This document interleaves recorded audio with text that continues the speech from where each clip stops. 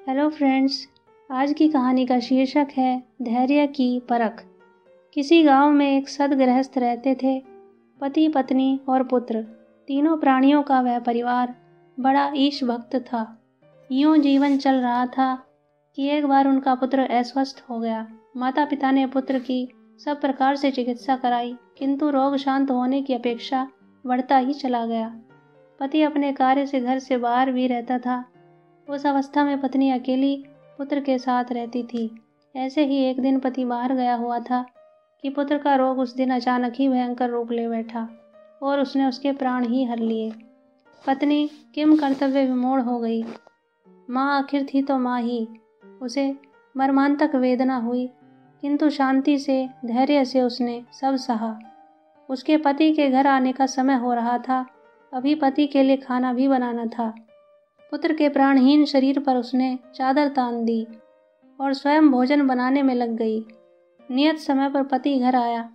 आते ही उसने रुग्ण पुत्र के लिए पूछा, आज कैसी है उसकी तबीयत? पत्नी बोली, आज वह पूरा विश्राम कर रहा है। आप निश्चिंत होकर भोजन कर लीजिए। यह सुनकर पति को संतोष हो गया। पत्नी के मुख पर किसी प्रकार के विषाद के लक्षण उसको दिखाई नहीं दे रहे थे।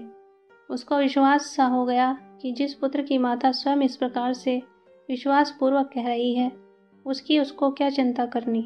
इस प्रकार वह अपने नित्य कर्म में लग गया। उसने हाथ पैर धोए और भोजन करने बैठ गया। पति भोजन करता रहा और पत्नी उसको भोजन भी परोसती रही और पंखा भी जलती रही।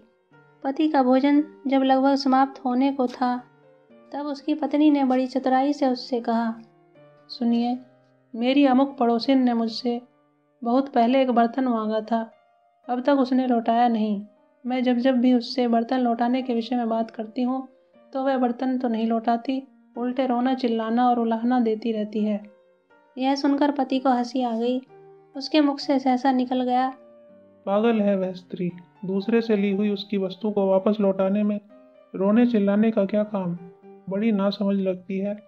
तब तक भोजन भी समाप्त हो गया था। पत्नी ने अपने पति के हाथ धुलाते हुए कहा, अपना बेटा भी तो हमारे पास भगवान की धरोहर था ना।